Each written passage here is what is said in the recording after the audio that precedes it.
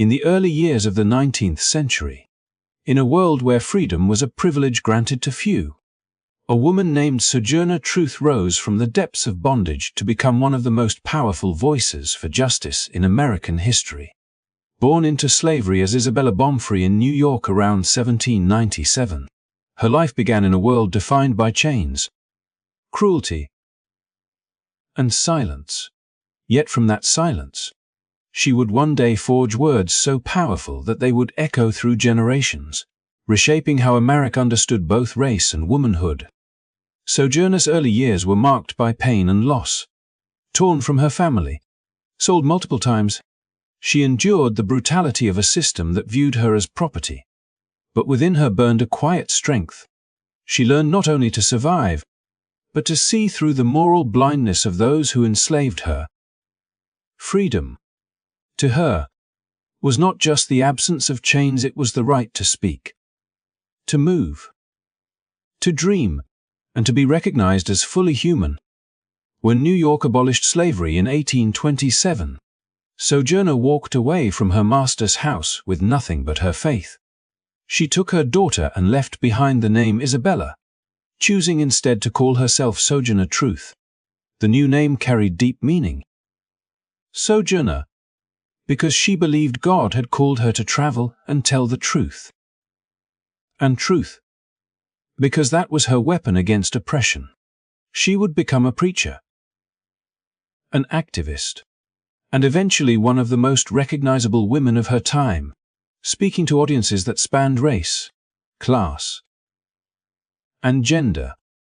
The 1850s were a time of deep turmoil in America. The fight over slavery was intensifying, and the first women's rights movements were beginning to take shape. Yet even within those circles of progress, black women were often ignored. They were expected to stand behind the cause, not lead it.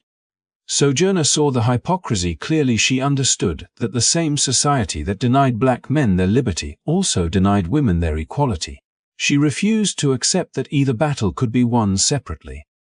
In 1851, at a women's rights convention in Akron, Sojourner rose to speak. The room was filled with white women demanding equality and men who doubted their cause. When she stepped to the podium, she was met with skepticism, even hostility. But when she began to speak, the room fell silent. Her voice, both tender and commanding, carried a message that shattered the illusions of superiority and weakness alike. "Ain't he a woman?" she asked. It was not just a question, it was a declaration. In that simple phrase, Sojourner forced her audience to confront the contradictions in their beliefs. She reminded them that she had plowed fields and planted crops, that she had endured the lash and the loss of her children, and yet she was every bit as much a woman as any of them.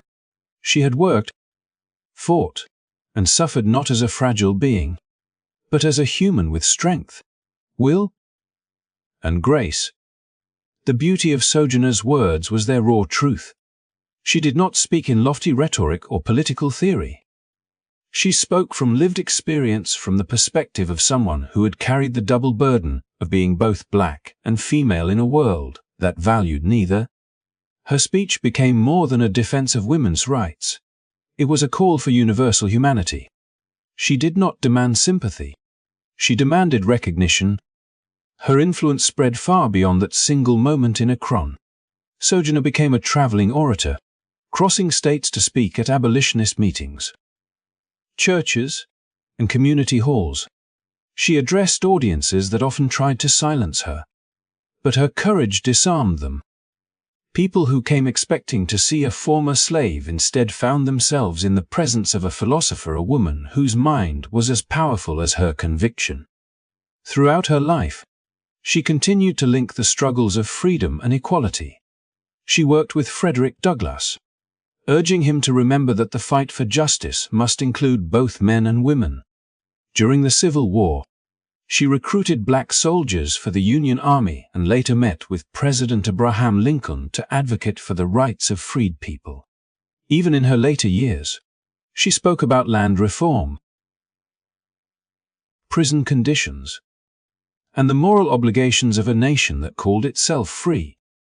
But what truly made Sojourner remarkable was her unwavering faith in humanity. She believed that love, truth, and courage could dismantle the structures of hate. She was not merely a critic of injustice. She was a living example of resilience. Her life challenged the notion that those who suffer most are destined to remain silent. Instead, she proved that pain could become purpose, that a woman once enslaved could rise to become a beacon for all who sought liberation.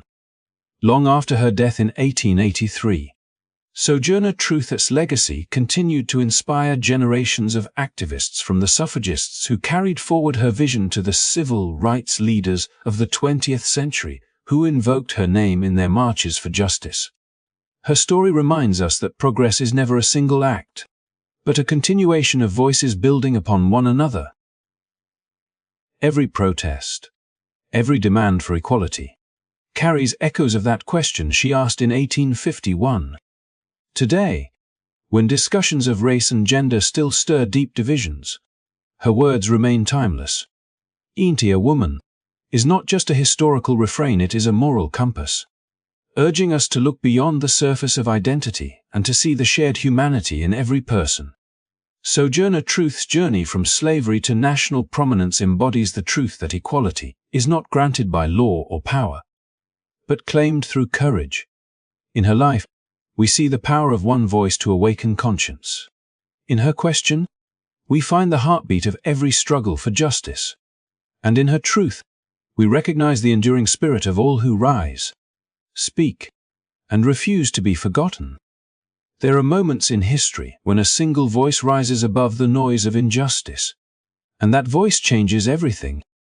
Imagine a crowded convention hall in 1851, the air thick with tension, filled with men who doubted women's strength and women who struggled to be heard. In that room stood one figure unlike any other. She had known the weight of chains, the loss of freedom, and the silence that comes from being told you are less than human. Yet she stood tall, unafraid, and spoke words that would echo through centuries. "Ain't a woman." This is the story of Sojourner Truth, a woman born into slavery who became one of the most powerful voices for freedom and equality in American history. Her journey was not one of comfort or privilege, but of relentless courage and faith. From the fields of New York to the stages of national conventions, she transformed personal pain into a message that demanded the world to look at itself and change. Before she became Sojourner Truth, she was known as Isabella Baumfree. Her childhood was stolen by the cruel trade of human bondage, yet her spirit refused to break. When she finally gained her freedom, she could have chosen a quiet life away from struggle. But instead, she chose to fight not with anger or violence, but with conviction and truth. She believed that her purpose was to declare the truth to the people, and she did exactly that. Her words were not rehearsed speeches written for applause. They were lived experiences spoken with fire and faith. Every time she stepped onto a stage, she carried the weight of millions whose stories had been silenced. Her message was simple but undeniable. Strength, dignity, and womanhood belonged to every person, regardless of color or status. What made Sojourner Truth extraordinary was not only her courage but her clarity.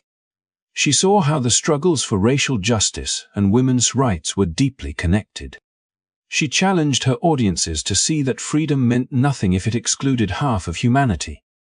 Her 1851 speech was not just about women's rights, it was about redefining what it meant to be human in a world that had forgotten its own humanity. As you watch this story unfold, you will see how one woman's voice sparked conversations that still matter today. Her life reminds us that history is not shaped by power alone, but by those who dare to speak when silence is easier. If her words still move you, if you believe stories like hers deserve to be told and remembered, then help this message reach more hearts. In the shadowed silence of a southern night, a young woman slipped through the darkness, guided only by faith and the faint glimmer of the North Star. Her name was Harriet Tubman, and though the world around her saw her as powerless, She was about to become one of the greatest symbols of courage and defiance in American history. Born into slavery in Maryland around 1822, Harriet's early life was marked by hardship, violence, and the constant threat of being torn from her family. But within her burned a quiet and unwavering belief that no one was ever meant to live in chains. That belief would lead her to risk everything, not just for herself, but for the freedom of others. Harriet's path to freedom began the moment she realized that survival was not enough. She had endured the lash, the endless toil of the fields, and the cruelty of those who saw her as property. Yet she had also listened to whispered hopes, to rumors of safe routes north, and to stories of people who had somehow found liberty beyond the borders of slavery. When the chance came, she did not hesitate. One night, with nothing but determination to guide her, she fled her master's plantation and began the perilous journey toward Pennsylvania, a free state. Every step she took was a battle against fear, every rustle of leaves a reminder that discovery meant death or return to bondage. Still, she pressed forward, trusting that God and courage would carry her through. When she finally crossed into freedom, Harriet later said she felt like she was in heaven. The air seemed sweeter, the sky white, and for the first time in her life, she belonged only to herself. But even in that moment of triumph, her heart was not at rest. She could not forget the faces of those still left behind: her family, her friends, her people. Freedom, she realized, was incomplete if she enjoyed it alone, so rather than stay safe, she turned back. It was a decision that defied logic and survival itself, but it defined the rest of her life. Harriet returned to the South again and again, leading small groups of enslaved men, women, and children through forests, swamps, and rivers, along what became known as the Underground Railroad. It was not an actual railroad, but a secret network of safe houses and courageous allies who risked their lives to help others escape. Harriet became known as the Moses of her people, a title that captured both her leadership and her faith. She carried no weapons except her resolve and a deep trust that the path of freedom was sacred. Still, she was practical. She carried a small pistol for protection, not from slave catchers, but to keep terrified escapees from turning back when the fear grew too strong. Over the years, she made 13 daring trips into the South and led more than 70 people to freedom. Remarkably, she never lost a single passenger. Her knowledge of terrain, her ability to read the stars, and her instincts for danger made her a master strategist. Slave catchers placed a high price on her head, but they never captured her. To the enslaved people who heard rumors of her deeds, she became a legend, a living symbol that freedom was possible, that resistance could triumph over fear. Her courage did not end with the Underground Railroad. When the Civil War erupted, Harriet saw it not as a distant conflict, but as the nation's reckoning with its own soul. She joined the Union cause, working first as a nurse and later as a spy and scout.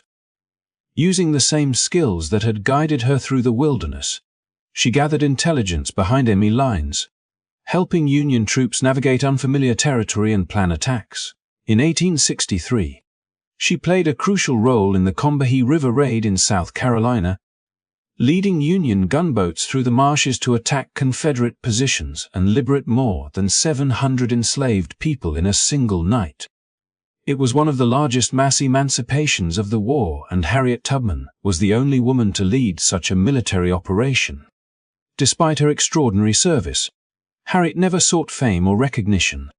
She lived humbly, supporting herself through small jobs and donations from friends.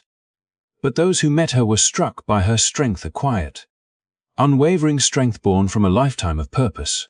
She spoke little of her own bravery, saying only that she trusted the voice that guided her. Her faith was not blind. It was forged in struggle. It told her that freedom was worth any cost, and that courage, once awakened, could never be silenced. As the years passed and the war gave way to peace, Harriet continued to fight for justice in new forms.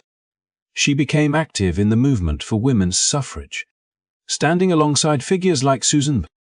Anthony and Sojourner Truth.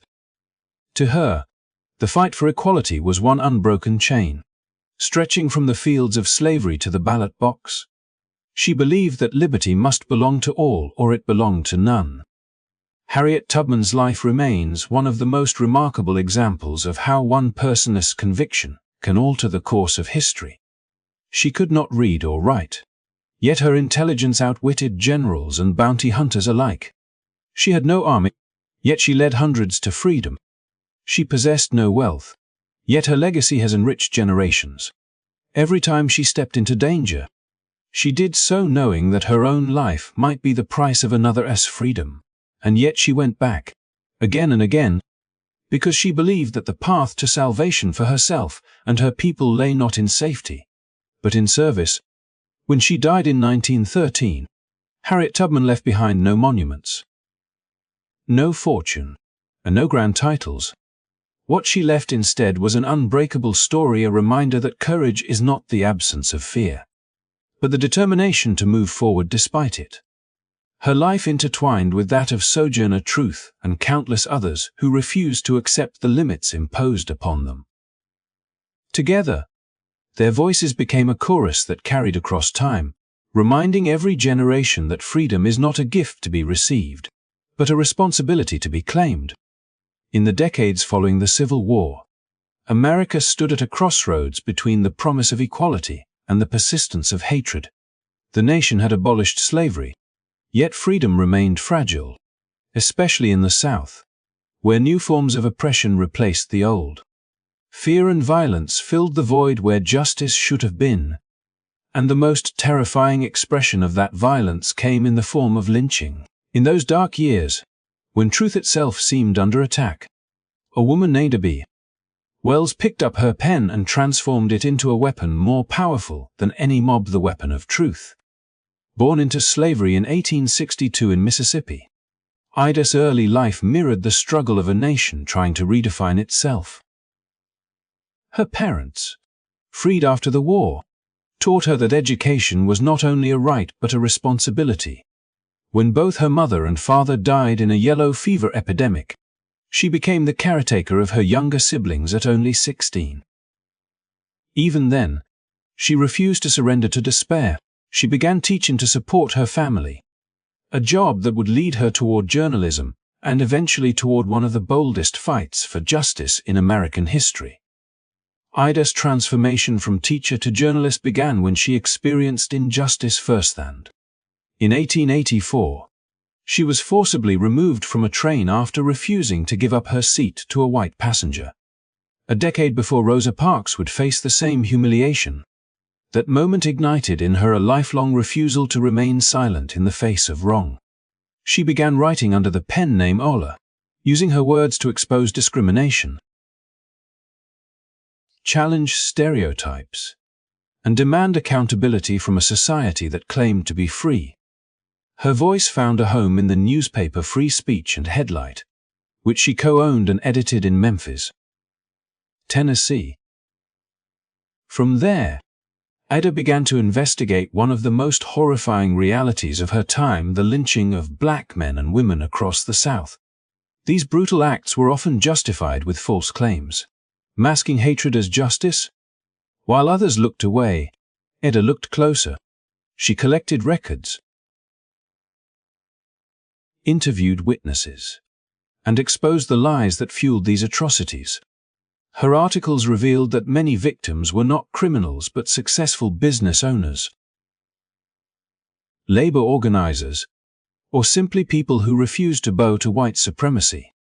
In 1892, tragedy struck close to home when three of her friends, Thomas Moss, Calvin McDowell, and Henry Stewart, were lynched after opening a grocery store that competed with a white-owned business. The grief and outrage that followed became the turning point of Ida's life.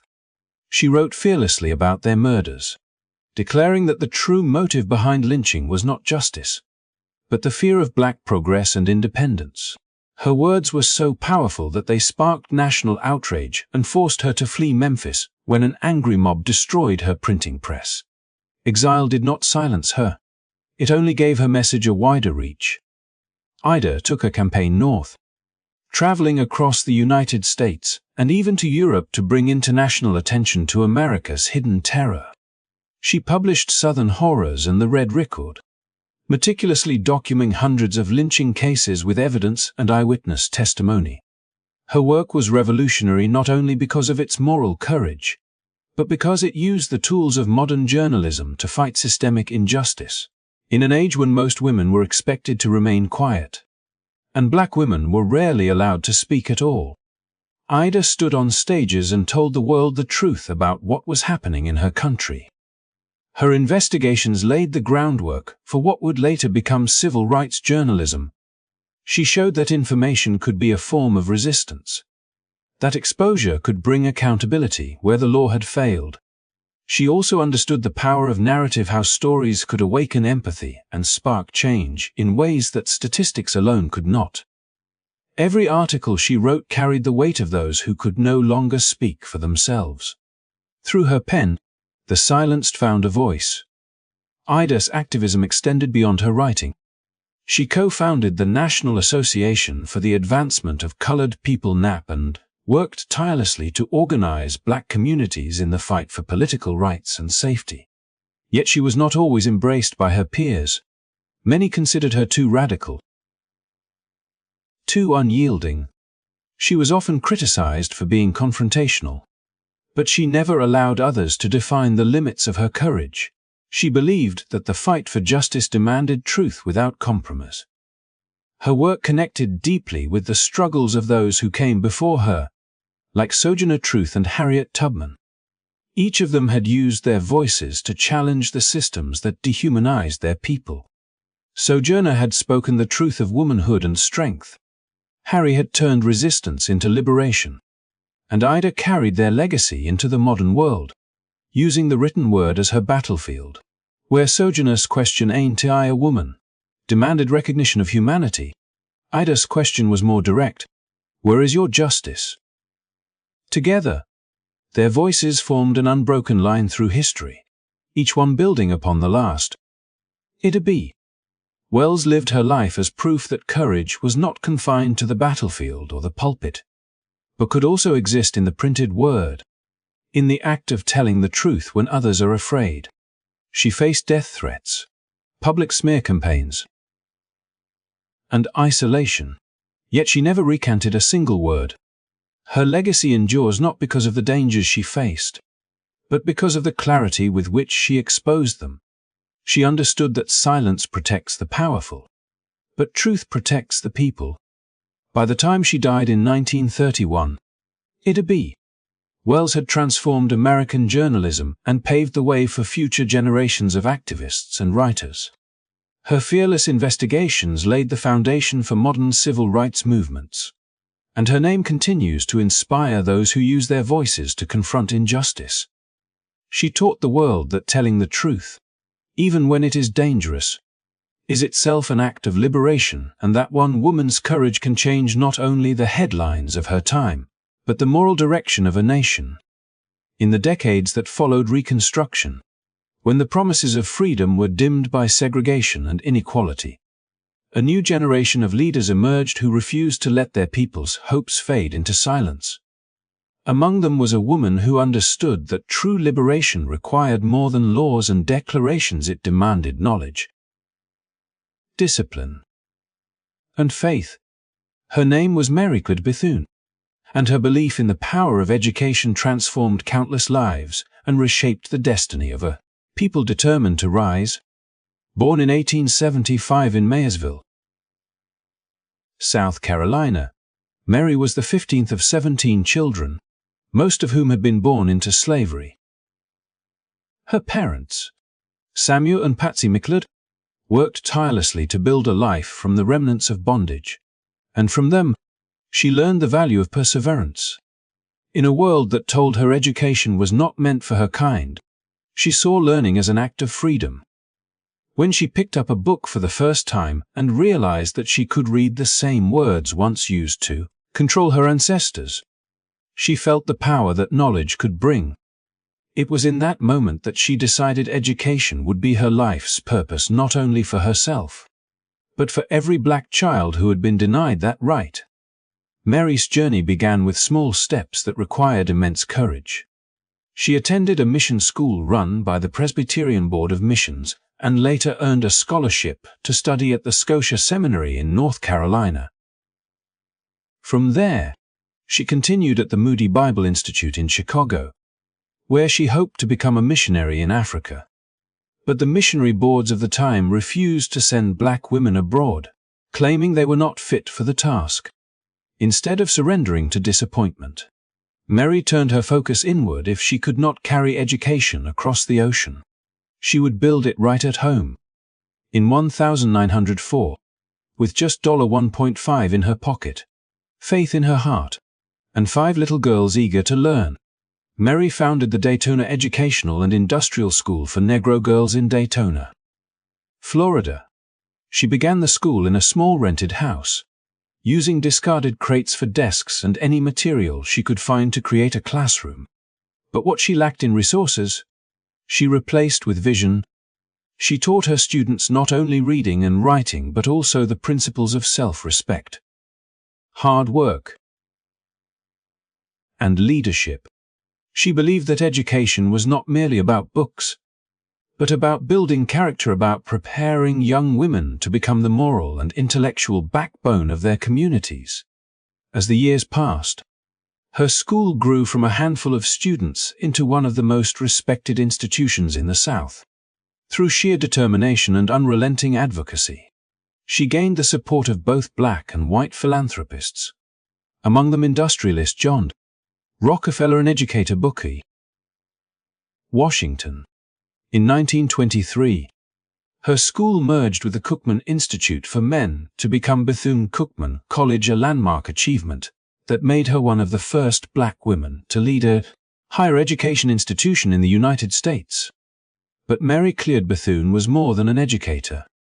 She was a visionary who understood that education could not flourish without opportunity and justice.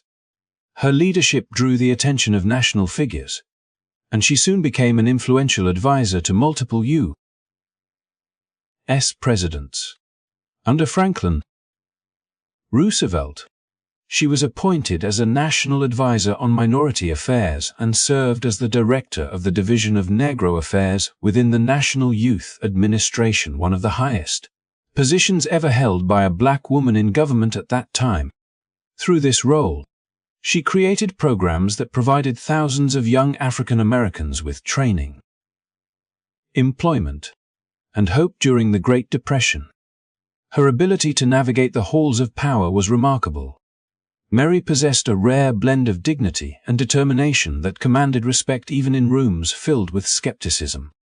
When she entered a meeting with the president or members of Congress, she did not speak as a petitioner, but as a leader representing a people with rightful demands. She founded the National Council of Negro Women in 1935, uniting dozens of organizations under one voice to advocate for equality, education, and women's empowerment. Her goal was to show that collective strength guided by intelligence and unity could accomplish what isolation never could. Despite her growing influence, Mary never forgot the purpose that had started her journey. She continued to walk among her students, reminding them that knowledge was both a privilege and a responsibility. To her, every classroom was a sacred space where the seeds of freedom were planted. She often said that faith and education must go hand in hand, that one gives strength to the other. Her motto, invest in the human soul. Who knows? It might be a diamond in the rough, reflected her belief that greatness could emerge from the most humble beginnings.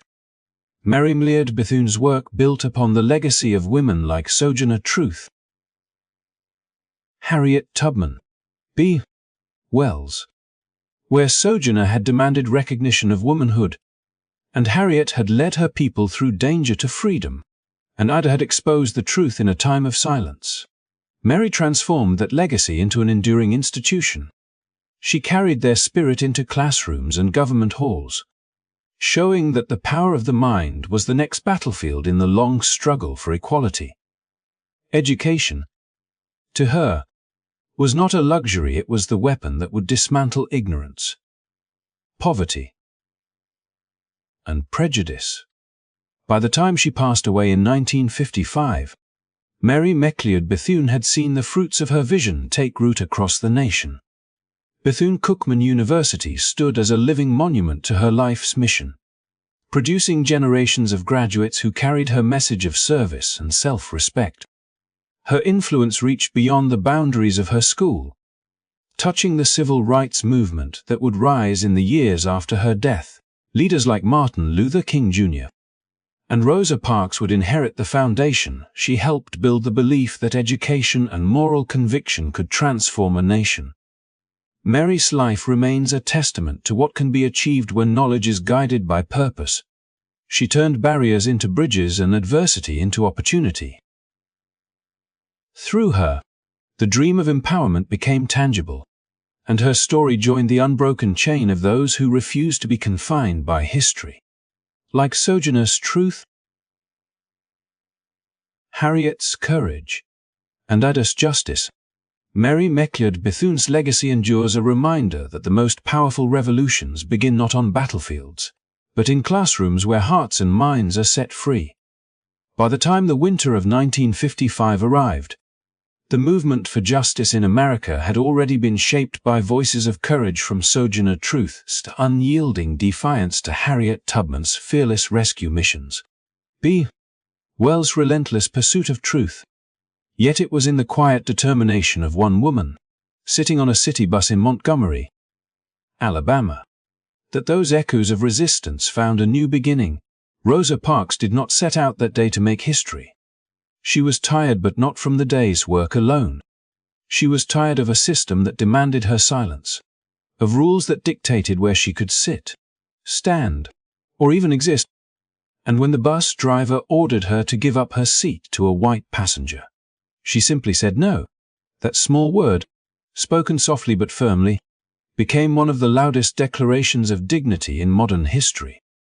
Rosa had grown up in a world that taught her to keep her head down, but she had also grown up listening to stories of courage, stories of people who refused to be broken. She knew the risk that came with saying no, and yet she also knew the cost of always saying yes to injustice. In that moment, her quiet refusal became a spark that lit the fire of the civil rights movement. Word of her arrest spread through Montgomery's black community, and what followed was not chaos, but strategy. Leaders like Martin Luther King Jr., newly arrived in the city, joined with local organizers and ordinary citizens to plan a boycott of the city's buses. For over a year, men and women walked miles to work, carpooled with strangers, and faced threats, intimidation, and hardship. It was a movement born not from violence, but from unity and endurance, a living example of the power that comes when a community stands together. Rosa Parks became its symbol, but she was never alone. Behind her were hundreds of others who had experienced the same daily humiliations, and now saw in her action a reflection of their own strength. Her courage reminded the world that resistance did not always come with raised fists or shouted words. Sometimes it came with silence, patience, and the refusal to move from one's rightful place. The bus boycott did more than desegregate public transportation, it reshaped the conscience of a nation. The Supreme Court's eventual decision to strike down bus segregation laws was a legal victory. But the greater triumph was spiritual and cultural. It showed that ordinary people, when organized and determined, could bend the arc of history toward justice. Rosa Parks' name became synonymous with dignity, and her calm defiance became a model for countless others who would march, sit, and speak out in the years to come. But the story of Rosa Parks is not simply about one day on a bus. It is about the lifetime that led to that moment and the decades of quiet work that followed.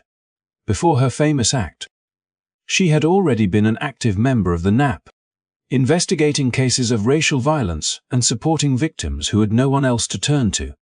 After the boycott, she continued her work, moving to Detroit and advocating for housing rights, education, and justice for prisoners. She never sought fame or credit. She simply believed in doing what was right, even when the world seemed unmoved. Her calm strength connected deeply to the legacy of women who came before her. Sojourner Truth had demanded recognition of womanhood and humanity. Harriet Tubman had shown that freedom must sometimes be taken rather than given. Ida B. Wells had exposed the brutality that followed when justice was denied. McLeod Bethune had built schools to ensure that the next generation could rise with knowledge and pride. Rosa Parks carried all of them within her, their courage, their discipline, their faith, and in her single act of refusal, she proved that their fight was far from over. In the years that followed, Rosa became known as the mother of the civil rights movement, but she never accepted that title lightly. She saw herself not as a leader set apart, but as one part of a greater whole, a movement of countless men and women whose names history might never record, yet whose actions made freedom possible. Her humility was her power. When asked later what gave her the strength to stay seated that day, she simply said, "I thought of all those who had come before me, and I could not go back." Her story reminds us that resistance can take many forms, sometimes loud and public, sometimes quiet and personal, but its heart is always the same: the belief that every person deserves to be treated with dignity. Rosa Parks showed that courage does not always roar. Sometimes it is found in stillness. Her quiet act on that December evening continues to inspire not only movements for racial justice, but all who struggle against any form of inequality. Through her, the legacy of black women in history became undeniable. They were not simply witnesses to change, they were its creators, each generation passing the torch of freedom to the next. Rosa Parks' story closes one chapter of struggle, but it opens another, a reminder that every act of courage, no matter how small, carries within it the power to move nations. By the time Maya Angelou's words reached the world, the path had already been carved by women like Sojourner Truth, Harriet Tubman, Ida B. Wells, McLeod Bethune, and Rosa Parks, women who fought for freedom, dignity, and equality not just through defiance, but through creation. They built schools, sparked movements, and spoke truth to power. Yet Maya Angelou added something new to that legacy. She gave it a voice so full of rhythm and grace that it sang across generations. Her pen became her weapon, her shield, and her prayer. Through her writing, especially her groundbreaking memoir, I Know Why the Caged Birds Sing, she gave words to the unspoken pain and resilience of black womanhood. Maya's story began in the Deep South, where the weight of history pressed heavy on every breath. As a child, she faced hardship and silence, the kind of silence that can swallow dreams whole. But out of that silence, she built a language that refused to be contained.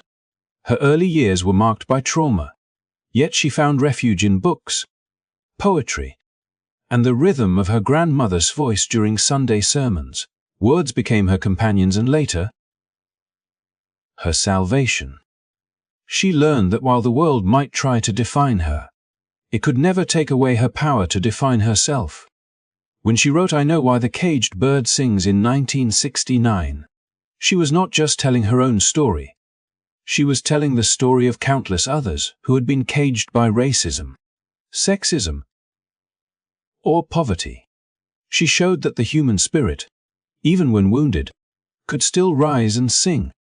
Her writing was both personal and universal, intimate like a whisper, yet powerful enough to echo across continents.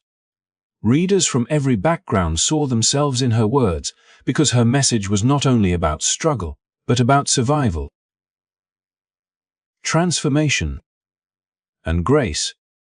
Maya Angelou was not only a writer, she was a dancer, an actress, a director, a teacher, and an activist. She lived with an energy that refused to be limited by any single title. Her artistry flowed naturally from the legacy of those who came before her. Like Sojourner Truth, she spoke truth to those who would deny her humanity. Like Harriet Tubman, she led others toward freedom not through secret railroads, but through the power of self-knowledge and pride. Like Wells, she used her pen to expose the hidden wounds of a nation still learning what justice truly meant. And like McLeod Bethune, she believed deeply in the transformative power of education. Her words often carried a quiet authority that compelled both empathy and introspection. She once said, "I am the dream and the hope of the slave," and in those few words, she tied herself directly to a lineage of strength that began long before her. She was the voice of the generations who had been silenced and a bridge between past and future. When she stood to recite her poem on the pulse of morning at President Bill Clinton's inauguration in 1993, it was not merely a performance, it was history coming full circle. A black woman, who once faced the cruelties of segregation, now stood before the world, speaking of renewal, healing, and the courage to begin again. But Maya Angelou's influence went far beyond politics or literature. She changed how people saw themselves. Her message to young black women was one of profound affirmation. That they were enough, that their voices mattered, and that their stories deserved to be told. She taught that beauty could coexist with pain. That identity was not something to be hidden or reshaped for approval, but something to be embraced in full color. Her voice, deep and resonant, carried the weight of generations and yet felt as personal as a conversation with a friend. Through her teaching and mentorship, she guided countless artists, writers, and thinkers to find their own voices. She believed that courage was the foundation of every virtue, that without it, no truth could be spoken, no love could be given, and no freedom could be claimed. Her life itself became a lesson that the act of creation is an act of resistance, that to write, to speak, to sing is to declare. Here, the world she left behind was different because of her. Through her work, the pain of history became poetry, and the wounds of oppression became lessons in endurance. She took the struggles of her people, the forced silences, the unacknowledged contributions, the resilience carved from centuries of survival, and transformed them into stories that inspired generations to stand taller. Her words connected her to the women who had come before her, and those who would follow. She embodied Sojourner Truth's strength, Harriet Tubman's courage, Ida B. Wells' conviction, McLeod Bethune's wisdom, and Rosa Parks' quiet power. Each of these women had fought in her own way to redefine what freedom and dignity could mean.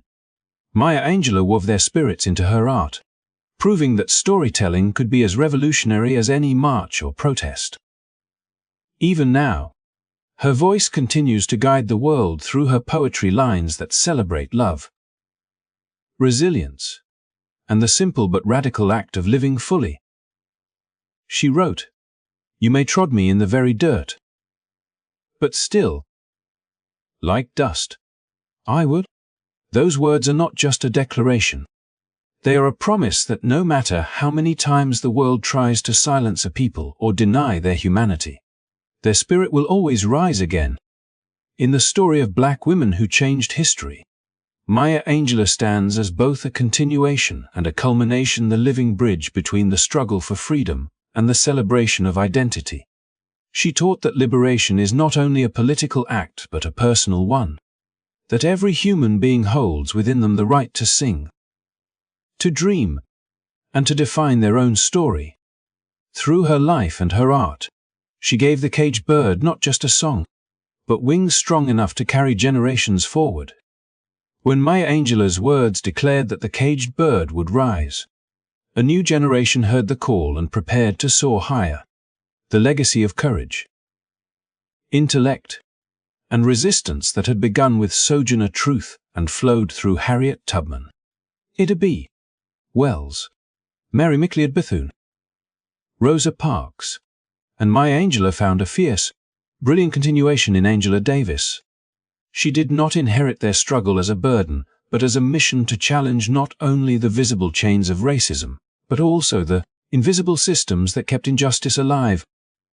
Scholar, activist, and icon of the Black Power era, Angela Davis became a symbol of defiance and thought proof that resistance was not only fought in the streets, but also shaped in classrooms, books, and ideas that refused to conform. Angela was born in Birmingham, Alabama, in a neighborhood the locals called Dynamite Hill, because homes of black families were often bombarded by those who resented their determination to live with dignity. From an early age, she learned that survival required both courage and understanding. Her parents were educators and activists, teaching her that knowledge could be a weapon more powerful than fear. By the time she entered her teenage years, the civil rights movement was in full motion, and she was already questioning not just the cruelty of segregation, but the deeper systems that made such cruelty possible. She studied philosophy under the great Herbert Marcuse, whose teachings about social justice and revolution opened new dimensions of thought. But Angela Davis was not content with theories alone. She believed that ideas were only meaningful if they could change the world. When she returned to the United States after studying in Germany, she found a nation still bleeding from racial division and economic inequality. The dream that Rosa Parks had sparked in Montgomery had not yet been fulfilled. The promise of freedom that Harriet Tubman had risked everything for still remained unfinished. Angela's role was to confront that unfinished work, to question why so many were still left behind. In the late 1960s, America was a nation of contradictions filled with voices demanding peace and equality, yet still clinging to old systems of power. Angela joined the Communist Party USA and became associated with the Black Panther movement, aligning herself with those who saw liberation as more than the right to sit or vote. It was the right to live free from fear, hunger, and injustice. Her intelligence, her natural eloquence, and her fearlessness drew both admiration and hostility. To some, she represented progress. To others, she was a threat, but to those who knew her cause, she embodied the strength of generations before her. When she was accused of aiding an armed uprising in 1970, she became one of the most famous political prisoners in the world. Her face appeared on posters across continents, and the rallying cry "Free Angela Davis" became a global movement. From Africa to Europe to Latin America, people marched in solidarity with a woman they had never met but whose courage they instantly recognized. During her imprisonment, she wrote, read, and taught, refusing to let confinement silence her mind. When she was eventually acquitted, she emerged not defeated but renewed, ready to continue her fight for justice with even greater clarity. Her activism evolved with time. Angela Davis became a leading advocate for prison reform, arguing that true justice could never exist in a system built on punishment rather than rehabilitation. She exposed how mass incarceration disproportionately targeted black and poor communities, continuing the legacy of control that slavery had once enforced. Her voice resonated not just in America but around the world, connecting struggles for freedom across nations and cultures. She reminded people that liberation was not a single event but a constant effort, a thread woven through every generation that dared to dream of equality. Angela Davis's influence went beyond politics. She became an intellectual force, a scholar who taught that knowledge itself was an act of rebellion when it challenged oppression. Her lectures and writings explored the intersection of race, gender, and class subjects that would shape academic and activist conversations for decades to come. Yet despite her fame, she remained grounded in her commitment to community and to truth. She stood for those without a platform, amplifying voices that had long been ignored. Her legacy mirrors that of the women who came before her, each one shaping the next chapter of the same story. Sojourner Truth spoke of womanhood and humanity in a time when neither was acknowledged. Harriet Tubman proved that courage could defy the impossible. Ida B. Wells fought lies with facts and exposed the violence of hate. Mary McLeod Bethune built schools so that others could rise through knowledge. Rosa Parks showed the world that quiet defiance could move mountains. Maya Angelou transformed pain into poetry, teaching the world how to rise. And Angela Davis, she united the spirit of all of them, embodying both intellect and resistance. Fire and grace. Even today, her message continues to inspire new generations. Her words echo through movements for racial justice, gender equality, and prison reform around the world. Young activists quote her ideas, build upon her theories, and carry forward her unrelenting belief in collective power. Her story is not one of rebellion for its own sake, but of love for truth, for freedom, and for humanity. In Angela Davis, the long arc of Black women's history finds both its reflection and its renewal. She stands as proof that every era produces its own voice of courage, that the struggles begun by those who came before are never forgotten, only transformed. Her life teaches that to challenge the world is not to reject it, but to demand that it become better, fairer, and more human. Through her intellect and her activism, Angela Davis reminds us that the spirit of liberation, once awakened, never dies. It evolves, it adapts, and it continues to inspire, just as it has from Sojourner Truth to this very day. From the earliest cries of resistance to the eloquent songs of freedom, the story of Black women in history has always been one of transformation, of taking pain and shaping it into power, of turning invisibility into influence. It began with voices like Sojourner Truth, who demanded to be seen as both Black and woman, with Harriet Tubman, who risked everything to lead others to safety, with Ada Wells, who used truth as her armor, with Mary McLeod Bethune, who built schools of hope from the dust of poverty, with Rosa Parks, who showed the world that calm defiance could shake an empire, with Maya Angelou, who gave language to dignity itself, and with Angela Davis, who carried their torch into the modern age of activism and thought. And then came Michelle Obama, a woman who stood at the intersection of all that history, carrying generations of dreams into the most visible stage on earth. When Michelle Obama became the First Lady of the United States, she did not simply step into a political role, she embodied a symbol that redefined what Black womanhood could look like in the eyes of the world. Her presence in the White House was a quiet revolution, one that did not need to shout to be heard. Through grace, intellect, and unwavering authenticity, she reminded millions that strength and elegance were never opposites, they were the essence of survival. Michelle's journey began in the working-class neighborhoods of Chicago's South Side, where her parents taught her that education was the foundation of freedom. Her story was not one of privilege, but of persistence, a belief that excellence could be both a personal duty and a collective act of resistance. As she rose from Princeton to Harvard Law School, and later to positions of leadership and service, she carried with her the lessons of every woman who had fought before her, to rise not only for oneself, but for others. As first, she transformed the belief into action. Her initiatives in education and health, from Let Us Move to Reach Higher, were not mere campaigns. They were blueprints for empowerment. She spoke to young people about the power of learning, to women about the importance of self-worth, and to families about the meaning of care and balance.